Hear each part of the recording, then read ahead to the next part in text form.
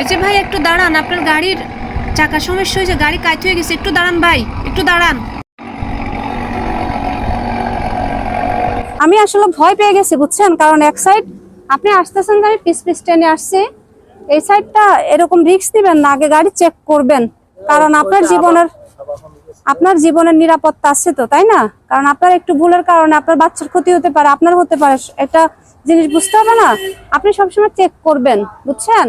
এই সাইডটা পুরো ওইদিকে, মানে আপনি যে গাড়িটা ড্রাইভিং করতেছেন, জি এই জন্য মানে এই সাইডটা দেখেন, এই যে আসেন আপনি, মানে এই গাড়িটা তো এদিকে হেলে আছে এটা, হ্যাঁ কারণ এইভাবে রিস্ক, আপনি প্রয়োজনে গাড়ি থামাইয়ে ওইখানে রেখে আসবেন, মিস্ত্রি নিয়ে যাবেন, নাহলে আমাদেরকে বলতেন আমরা সাহায্য করবো, তবু রিস্ক নিবেন না। হ্যাঁ চললে তো আসছেন, আল্লাহ বাঁচাইছে, কিন্তু বিপদ আসতে ভাই সময় লাগে না। হ্যাঁ ঠিক আছে, যাক নিরাপদ স্থানে আসছেন।